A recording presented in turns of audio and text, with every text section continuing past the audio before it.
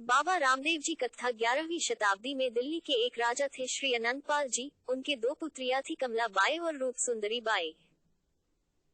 कमलाबाई का विवाह अजमेर के राजा सोमेश्वर चौहान के साथ हुआ तथा रूप सुंदरी बाई का विवाह कनौज के राजा विजयपाल जी राठौर के साथ हुआ। महाराज अनंतपाल जी को कोई लड़का नहीं था। उन्होंने कमलाबाई के पुत्र पृथ्वीराज चौहान को अपना उत्तराधिकारी घोषित किया। धीर सिंह जी तंवर महाराज अनंतपाल जी के चचेरे भाई थे। उन्होंने कुछ राज्य धीर सिंह जी तंवर को भी दिया। धीर सिंह जी तंवर को एक पुत्र था जिनका नाम रण सिंह जी तंवर था। रण सिंह जी तंवर को दो पुत्र थे, एक का नाम धनरूप जी तंवर तथा दूसरे का नाम अजमल जी तंवर था। धनरूप जी तंवर को दो पुत्रियां थी लच्छा बाई एवं सुपना बाई। अजमल जी तंवर का विवाह जैसलमेर की राजकुमारी मैनादे के साथ हुआ। अजमल जी तंवर पोकरण के राजा बने। उनको कोई संतान नहीं थी। राजा अजमल जी द्वारिकाधीश जी के परम भक्त थे। वे हमेशा राज्य की सुख शांति की मनोकामना से द्वारिका जाते थे। एक बार उनके राज्य में भयंकर अकाल पड़ा। वे राज्य में अच्छी बारिश की मनोकामना लेकर द्वारिका गए। कहते हैं भगवान द्वारिकाधीश की कृपा से उनके राज्य में बहुत अच्छी बारिश हुई। बारिश होने की अगली सुबह किसान अपने अपने खेतों को जा रहे थे। रास्ते में उनको राजा अजमल जी मिल गए। किसान वापस अपने घरों की तरफ जाने लगे। राजा ने वापस जाने का कारण पूछा तो उन्होंने बताया कि महाराज आप निसंतान हैं, इसलिए आपके सामने आने से अपशकुन मानकर वे वापस लौट रहे हैं। राजा को यह सुनकर बहुत दुख हुआ, लेकिन अजमल जी ने किसानों को कुछ नहीं कहा। वे वापस घर आ गए और काफी निराश हुए। उन्होंने संतान प्राप्ति की मनोकामना से द्वारिकाधीश के दर्शन हेतु जाने का निश्चय किया।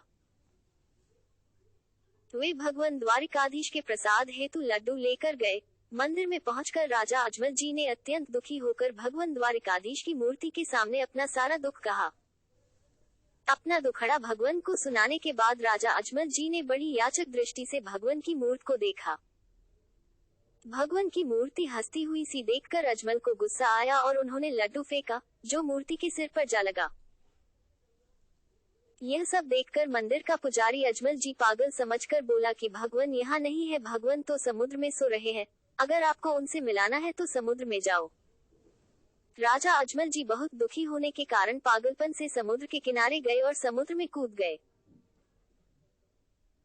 भगवान द्वारिकाधीश ने राजा अजमल को समुद्र में दर्शन दिए और कहा कि वे खुद भादवा की दूज की दिन राजा अजमल के घर पुत्र रूप में आएंगे। राजा अजमल ने देखा कि भगवान के सिर पर पट्टी बंधी थी।